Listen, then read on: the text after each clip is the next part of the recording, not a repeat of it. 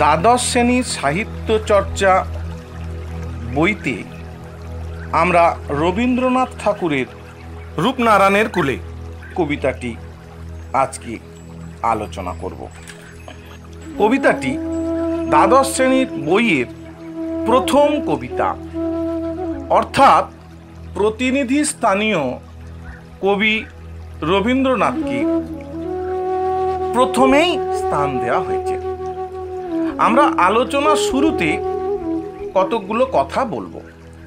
প্রথম কথা হলো, যারা এসএসসি পরীক্ষা দেবে, প্রস্তুতি নিচ্ছে, সেই সমস্ত শিক্ষার্থীদের উদ্দেশ্যে বলবো যে আমরা এসএসসির ক্লাস হওয়ার জন্য জানিয়েছি, কিন্তু বাংলা বিষয় এসএসসি পরীক্ষা দিতে হলে যারা অনার্স পিজি পর্যায়ে মানে একাদশ দ্বাদশ শ্রেণীর জন্য দেবে, তাদেরকে নবম, দশম, একাদশ, দ্বাদশ শ্রেণীর বইয়ের সমস্ত টেক্সট পড়তে হবে এবং বাংলা ক ভাষা এবং বাংলা খ ভাষা সবই পড়তে হবে। আবার যারা নবম দশম শ্রেণীর দেবে, তাদেরকে নবম দশম পড়তে হবে। অর্থাৎ এই দুটো পর্যায়ের শিক্ষার্থীদের জন্য আমরা পাটে পাটে যে গদ্য পদ্য আলোচনা করছি সেগুলো শুনতে থাকুক। পরে আমরা সামগ্রিকভাবে এসএসসির জন্য আলাদা ক্লাস করব।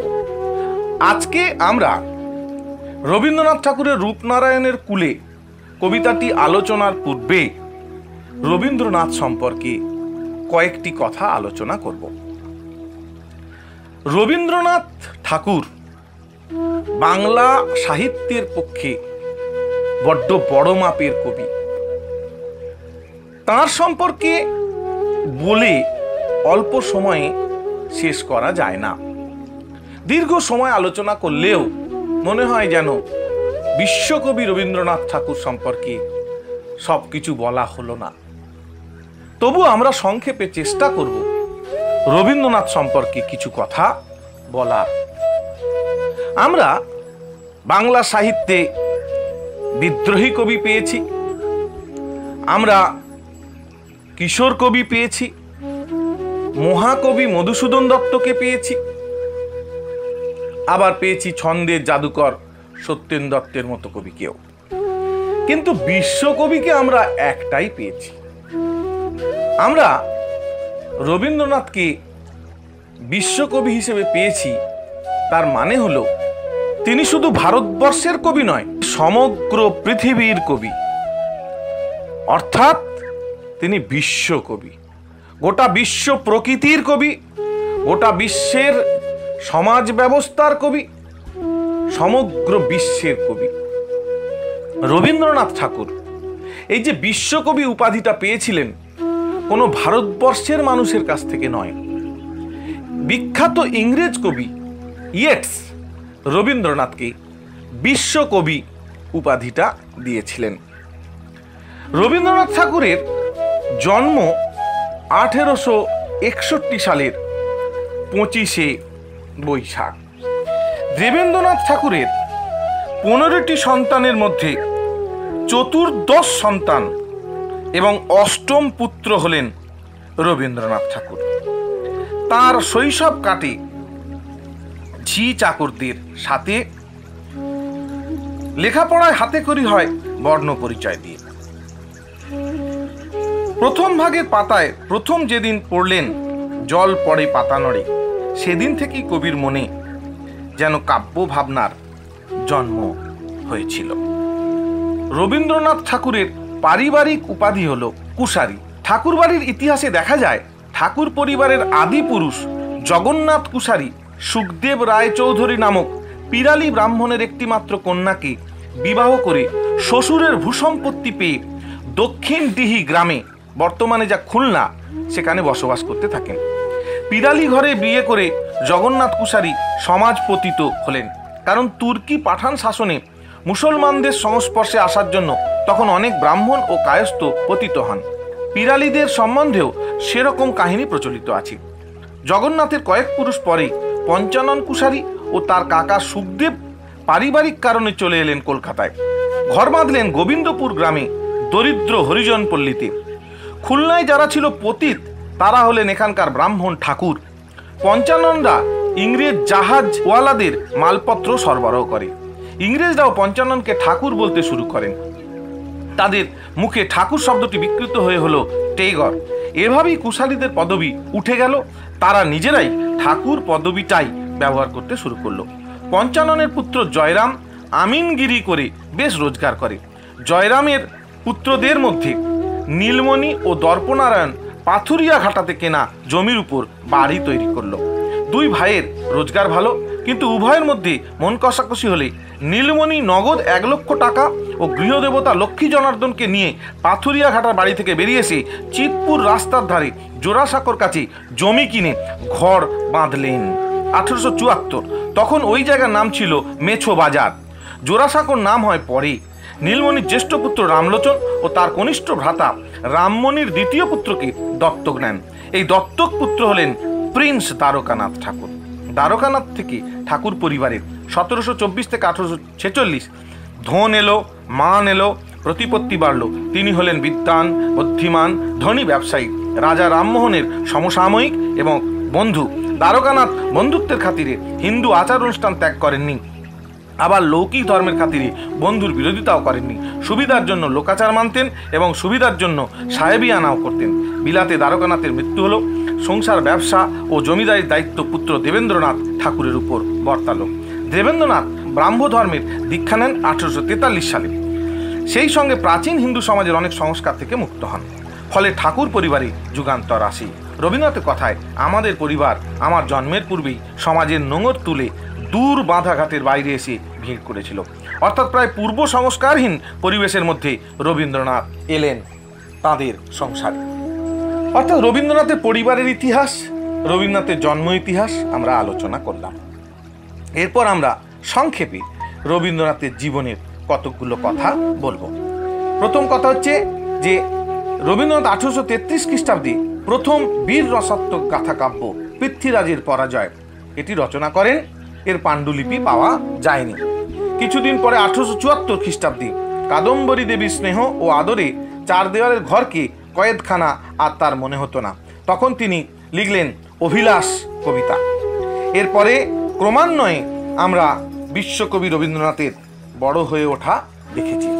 আমরা আলোচনার সুবিধার জন্য রবীন্দ্রনাথের কাব্যগুলিকে সংক্ষেপে আলোচনা করতে গিয়ে কয়েকটি পর্যায়ে ভাগ করব।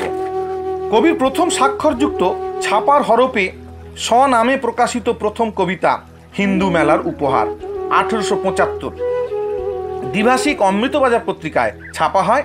এই প্রশ্নটা পরে এসএসসি পরীক্ষায়। এটি হেমচন্দ্রের ভারত সঙ্গীতের অনুকরণে রচিত। এই সময়ে প্রকৃতির খেদ নামক কবিতাও তিনি লিখেছিলেন। এই সময় জননী সারদা দেবীর মৃত্যু হয়। মাতৃহারা ছোট ছেলে দিদি ও বৌদির সাথে আদরে স্কুলে যাওয়া আরও ঢিলমি পড়ে যায়। এ সময় গ্র্যাজুয়েট শিক্ষক জ্ঞানেন্দ্রনাথ ভট্টাচার্য চলে গেলেন। হিমালয় থেকে ফিরে আসার পর লেখকের প্রথম কাব্য উপন্যাস বনফুল সেটা প্রকাশ পায় 1875 খ্রিস্টাব্দে। এরপর তিনি ভারতী পত্রিকায় কবি কাহিনী নামক কাব্যনাট্যটি রচনা করেন। 1878 সালে সেটা প্রকাশিত হয়। 1878 সালে বিলাত যাত্রার জন্য বোম্বাই যান।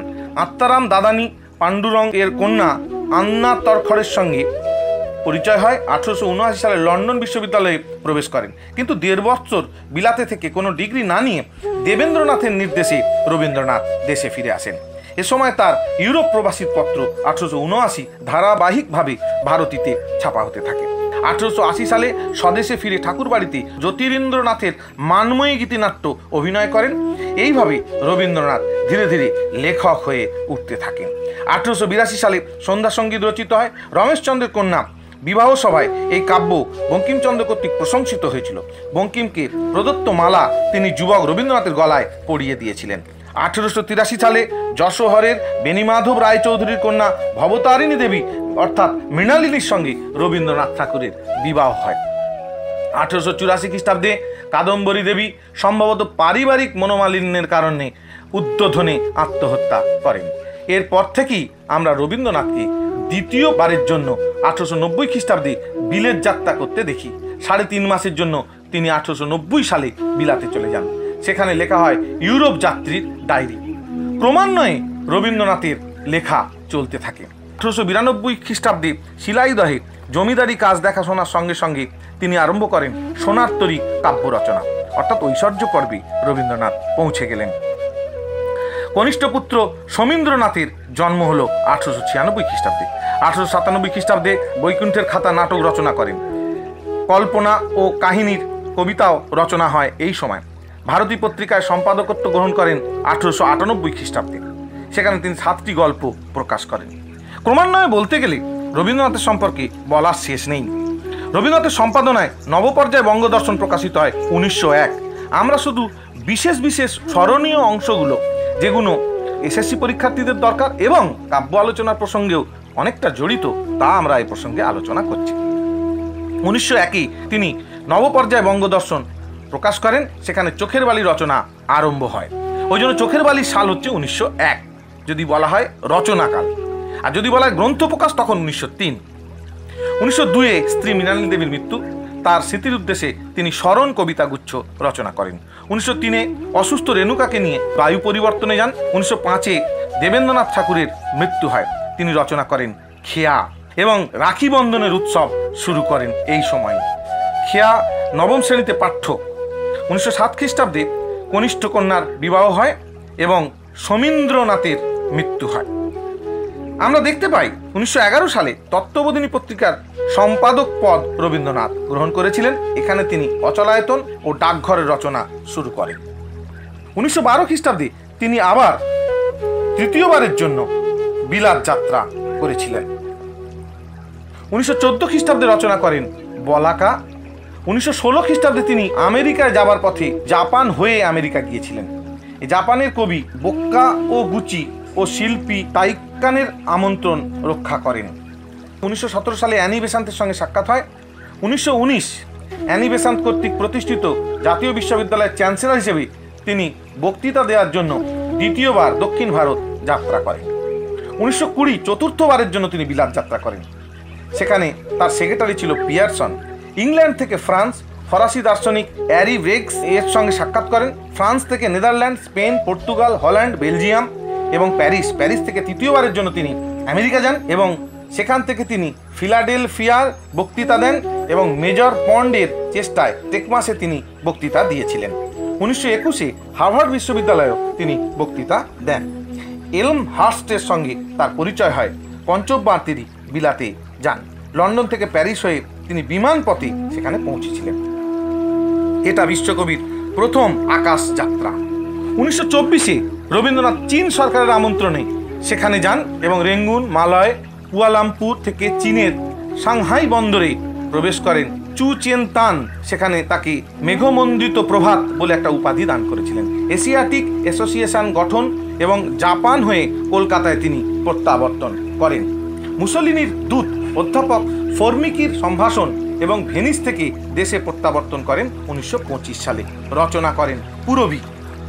1925-এ শান্তিনিকেতনে গান্ধীজির সঙ্গে তার চরকা নীতি নিয়েও আলোচনা হয়। 1926-এ ঢাকা বিশ্ববিদ্যালয়ের আমন্ত্রণে তিনি ঢাকা যান এবং সেখানেও বক্তব্য রাখেন। 1927 খ্রিস্টাব্দে দক্ষিণ পূর্ব এশিয়া, জাভা, সুমাত্রা, জবদ্বীপ, মালয়, বালিদ্বীপ ভ্রমণ করেন। ভারতীয় সভ্যতার ধ্বংসাবশেষের সঙ্গে তিনি পরিচয় করেন। 1928 খ্রিস্টাব্দে তিনি অক্সফোর্ডের আমন্ত্রণে হিরবার্ট বক্তৃতা দিতে জাহাজ ধরবার জন্য মাদ্রাজ যান এবং সেখানে পণ্ডিচেরিতে শ্রী অরবিন্দের সঙ্গে তার সাক্ষাৎ হয়। দ্বিতীয়বার সিংহল ভ্রমণ করেন। 1929 খ্রিস্টাব্দে কানাডায় ন্যাশনাল কাউন্সিল অফ এডুকেশনের আহ্বানে ভাঙ্কুভারে যেতে হয়েছিল তাকে। প্রশান্ত মহাসাগরের পথে টোকিও হয়ে কানাডায় তিনি প্রবেশ করেন। অ্যান্ড্রুজের সঙ্গে সাক্ষাৎ হয় সেখানে। এরপর জাপান ও ইন্দোনেশিয়া হয়ে তিনি শান্তিনিকেতনে ফেরেন। পাকাপাকিভাবে বিখ্যাত জাপানি জুজুৎসুকে অধ্যাপক রূপে আমন্ত্রণ করেন। 1930-এ তিনি সপ্তমবার বিলেত যান এবং সেটাই তার শেষ বিলেত যাত্রা। 1931 সালে টাউন হলে কবি সংস্কৃত কলেজ থেকে কবি সার্বভৌম উপাধি লাভ করেন। 1932-এ তিনি বিমানে ইরানে যাত্রা করেন এবং কলকাতা বিশ্ববিদ্যালয়ের রামতনু লাহিড়ী অধ্যাপক পদ গ্রহণ করেন। 1933-এ তিনি বোম্বাই যান। 1934-এ তৃতীয়বার তিনি সিংহল যাত্রা করেন। 1935-এ হিন্দু বিশ্ববিদ্যালয় থেকে তিনি ডিলিট উপাধি লাভ করেন। 1936-এ তিনি উত্তর ভারত সফর করেন। 1937-এ কলকাতায় তিনি জন্মজয়ন্তী উৎসবে শরৎচন্দ্রকে স্নেহ ও শ্রদ্ধা জ্ঞাপন করেন। 1938-এ কংগ্রেসের প্রেসিডেন্ট সুভাষচন্দ্র বসুর উপস্থিতিতে ছায়া প্রেক্ষাগৃহে চণ্ডালিকা নৃত্যনাট্যের মাধ্যমে তাকে সম্ভাষণ জানান। 1939 সালে হিন্দু ভবনের দ্বার উদ্ঘাটন উপলক্ষে জওহরলাল নেহেরুর সঙ্গে তার সাক্ষাৎ ঘটে। 1940 খ্রিস্টাব্দে গান্ধীজি ও কস্তুরবাইয়ের কবিকে দেখতে আসেন। কবি তখন ভীষণভাবে অসুস্থ। অক্সফোর্ড বিশ্ববিদ্যালয় তাকে এই সময় ডিলিট উপাধি প্রদান করেছিল। 1941 সালের জন্মদিনে তিনি সভ্যতার সংকট প্রবন্ধটি কলকাতা বিশ্ববিদ্যালয়ে পাঠ করেন এবং রাজ দরবার কর্তৃক তিনি ভারত খ্যাত উপাধি লাভ করেন। 1913 খ্রিস্টাব্দে তিনি নোবেল পুরস্কার লাভ করেন। আমরা এবার আলোচনা করব রবীন্দ্রনাথ ঠাকুরের কাব্যগুলিকে কয়েকটি পর্যায়ে। 1 নম্বর হচ্ছে সূচনা পর্ব, 1878 থেকে 1881। এই পর্বের উল্লেখযোগ্য কাব্য অভিলাষ, হিন্দু মেলার উপহার, বনফুল, কবি কাহিনী, ভগ্ন হৃদয়, শৈশব সঙ্গীত। উন্মেষ পর্ব, উন্মেষ পর্বে রয়েছে সন্ধ্যা সঙ্গীত, প্রভাত সঙ্গীত, ছবি ও গান, কড়ি ও কোমল, ভানু সিংহের পদাবলী। ঐশ্বর্য পর্বে রয়েছে মানসী, সোনাত্তরী, চিত্রা, চৈতালি। অন্তর্বর্তী পর্বে রয়েছে কথা, কাহিনী, কল্পনা, খনিকা, নৈবেদ্য, স্মরণ, শিশু, উৎসর্গ, খেয়া। গীতাঞ্জলি পর্বে রয়েছে গীতাঞ্জলি, গীতিমাল্য, গীতালি। বলাকা পর্বে বলাকা, পলাতকা, শিশু ভোলানাথ, লিপিকা। পূরবী, প্রবাহিনী, লেখন, মৌহা, বনবাণী, গীতবিতান, পরিশেষ। অন্তর্বর্তী পর্বে রয়েছে পুনশ্চ, অনেকে এটা পুনশ্চ পর্বও বলে, বিচিত্রিতা, শেষ সপ্তক, বিথিকা, পত্রপুট, শ্যামলী। খাপছাড়া, ছড়ার ছবি, প্রহাসিনী। 8 অন্তর্বর্তী পর্ব এবং শেষ পর্ব, প্রান্তিক, সেজুতি, আকাশপ্রদীপ, নবজাতক, সানাই, রোগশয্যা, আরোগ্য, জন্মদিন, ছড়া, শেষ লেখা। আমাদের রূপনারায়ণের কুলে কবিতাটি এই শেষ লেখা পর্বের থেকে নেওয়া। মৃত্যুর পর এই শেষ লেখা কাব্যটি প্রকাশিত হয়েছিল। এই কাব্যের কিছু কবিতা তিনি স্বহস্তে লিখেছিলেন, কিছু কবিতা শয্যাশায়ী অবস্থায় মুখে মুখে বলেছিলেন, অন্যজন লিখে দিয়েছিলেন। এই কাব্যে আছে জীবন উপলব্ধির কথা, আছে মহামানবের জয়ধ্বনির কথা। এতে কোনো শিল্প সৃষ্টির প্রয়াস নেই, বাক্য সংহত যেন বৈদিক ঋষির মন্ত্র। কবি এখানে 17 ঋষি, কবির দীর্ঘ জীবনের সমস্ত অভিজ্ঞতা ও সমস্ত উপলব্ধির সারোৎসার এই কাব্যে প্রকাশিত হয়েছে। পৃথিবীতে দুঃখের মধ্যে দিয়েই মানুষের জীবনের সাধনা সম্পূর্ণ হয়। ভয় ও ত্রাসের কোনো শক্তি নেই। মানুষকে পরীক্ষা করার জন্য এ যেন বিধাতার ছলনা। সত্য কঠিন, তাকে ভালোবাসলে সে কখনো বঞ্চনা করে না। ভালোবাসা দুঃখকে কেউ এড়িয়ে যেতে পারে না। জীবনের সত্য উপলব্ধি এই দুঃখের মধ্যেই হয়ে থাকে। আমরা রূপনারায়ণের কুলে কবিতার মধ্যে এই ভাবনাকেই উপলব্ধি করব।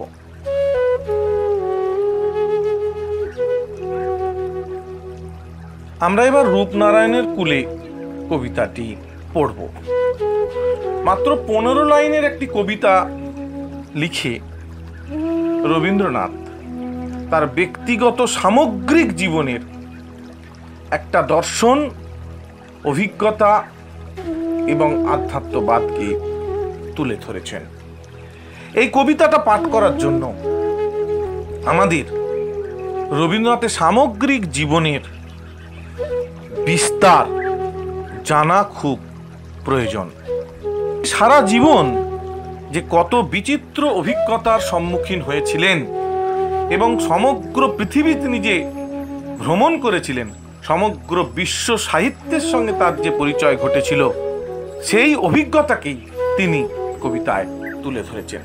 অর্থাৎ কবি সারা জীবনের অভিজ্ঞতার মাধ্যমে জগৎ ও জীবনকে যেভাবে উপলব্ধি করেছিলেন, তাতে তিনি বুঝেছেন যে প্রবাহিত রূপনারায়ণের কুলে যে পৃথিবীর চিত্র ফুটে উঠেছে, যাকে তিনি প্রত্যক্ষ করেছেন, তা আসলে মিথ্যা নয়, তা স্বপ্নও নয়, তা আসলে বাস্তব।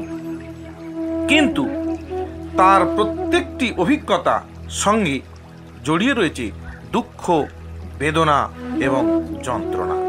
এবং তিনি উপলব্ধি করেছেন যন্ত্রণা, দুঃখই হচ্ছে পৃথিবীর শেষ সত্য, তা কখনো মানুষকে বঞ্চিত করে না।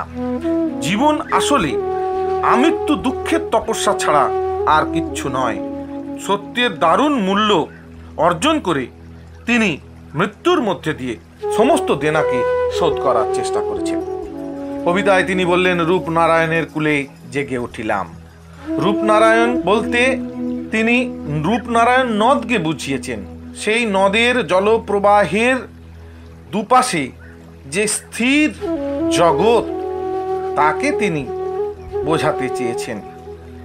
আসলে তিনি জগতের রূপের মাঝে জেগে উঠেছেন। তাহলে কি তিনি ঘুমিয়েছিলেন? না, আসলে তিনি সারা জীবনের বিস্তারিত বৃহৎ অভিজ্ঞতার মধ্যে দিয়ে নতুন আত্ম উপলব্ধি করেছেন। তিনি বুঝেছেন এ জগৎ স্বপ্ন নয়। রক্তের অক্ষরে দেখিলাম আপনার রূপ। অর্থাৎ এতদিন তিনি যে রূপ সুখের মধ্যে দেখেছেন, জীবনের শেষ প্রান্তে পৌঁছে রক্তের অক্ষর বলতে তিনি যন্ত্রণার মাধ্যম দিয়ে উপলব্ধি করেছেন আপনার রূপ। আপন বলতে এখানে দুটো অর্থ হতে পারে, একটা নিজের রূপ আর একটা পৃথিবীর রূপ। আসলে এখানে তিনি পৃথিবীর রূপের কথাই বলতে চেয়েছেন। চিনিলাম আপনারই আঘাতে বেদনায় বেদনায়। অর্থাৎ তিনি সমগ্র বাস্তব জগৎকে আঘাত এবং বেদনার মধ্যে দিয়ে উপলব্ধি করেছেন। বুঝেছেন সত্য যে কঠিন, কঠিনেরে ভালোবাসিলাম। আসলে সত্য কখনো সহজ হয় না, তার সবসময়ই কঠিন রূপ আমাদের সামনে ধরা পড়ে। তাই তিনি কঠিনকে ভালোবেসেছেন, কারণ সত্যের আর কোনো বিকল্প নেই। মিথ্যার শেষ হচ্ছে সত্য, কিন্তু সত্যের শেষ আর কিছু নেই, সত্যই। তাই তিনি সত্যকে ভালোবেসেছেন। সে কখনো করে না বঞ্চনা। অর্থাৎ জীবনের যে প্রকৃত সত্য, যা সমগ্র জীবন দিয়ে কবি উপলব্ধি করেছেন, তাকেই তিনি এখানে তুলে ধরেছেন এবং তা কখনোই মানুষকে বঞ্চনা করে না। আমৃত্যু দুঃখের তপস্যায় জীবন, সমগ্র জীবনটা আমরা আসলে সুখের চেষ্টা করি, সুখ ভোগের চেষ্টা করি, কিন্তু কবি জানিয়েছেন সমগ্র জীবনটা আসলে দুঃখের তপস্যা। সেখানে সমস্ত কিছুই আসলে দুঃখের মধ্যে লাভ করতে হবে। সত্যের দারুণ মূল্য লাভ করিবারে মৃত্যুতে সকল দেনা শোধ করে দিতে। অর্থাৎ সত্যের দারুণ মূল্য তিনি যেমন লাভ করেছেন, সেই লাভের জন্য তিনি যে ঋণ করেছেন বা দেনা করেছেন, তা তিনি মৃত্যুর মধ্যেই পরিশোধ করে দেওয়ার কথা বলেছেন।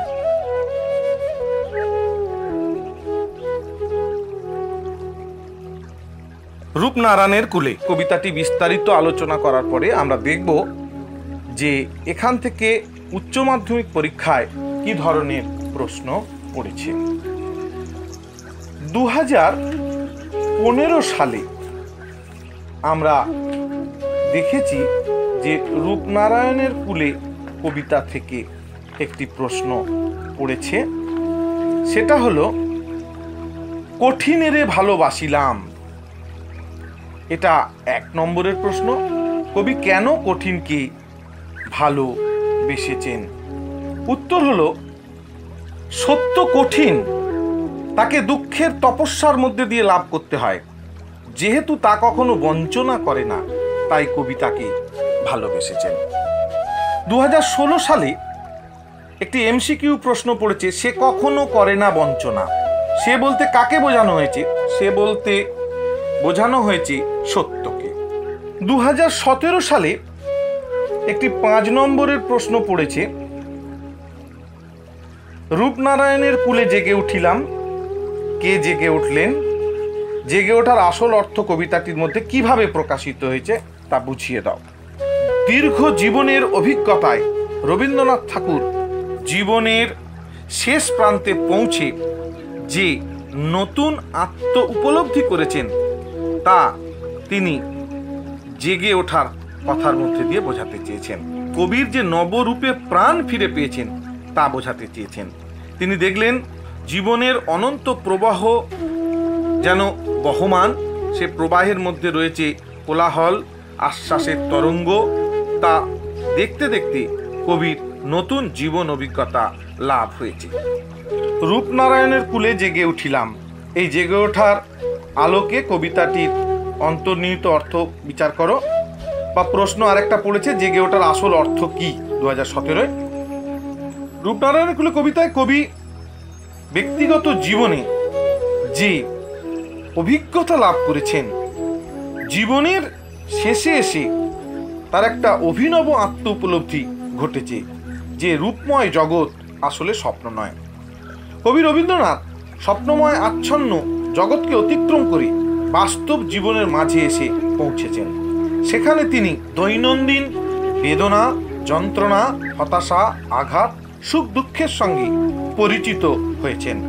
তিনি বুঝতে পেরেছেন যে প্রতিনিয়ত সাহসের মধ্যে দিয়েই মানুষকে জীবনের পথে এগিয়ে গিয়ে সত্যকে উপলব্ধি করতে হবে, এবং সেটা বড়ই কঠিন।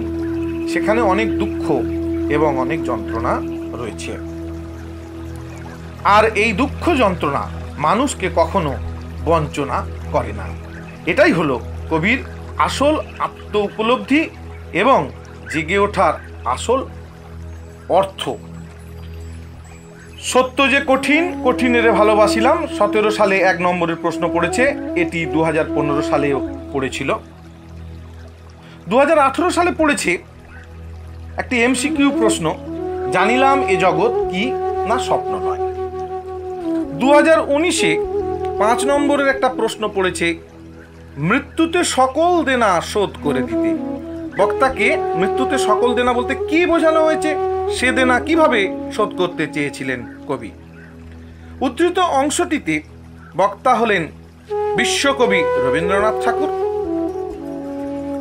মৃত্যুতে সকল দেনা বলতে কি বোঝানো হয়েছে না, মৃত্যুর মাধ্যমে এ জগতের সব ঋণ কবি পরিশোধ করে দিতে চেয়েছেন।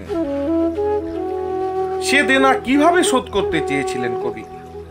বিশ্বকবি রবীন্দ্রনাথ তার দীর্ঘ জীবন পরিক্রমায় 1861 থেকে 1941 এই পথ পরিক্রমার শেষে যে প্রকৃত সত্যকে উপলব্ধি করেছিলেন, আঘাত, বেদনা, দুঃখ এবং যন্ত্রণার মধ্যে দিয়ে তিনি নিজেকে চিনেছিলেন, বুঝেছিলেন এ জগৎ স্বপ্ন নয়।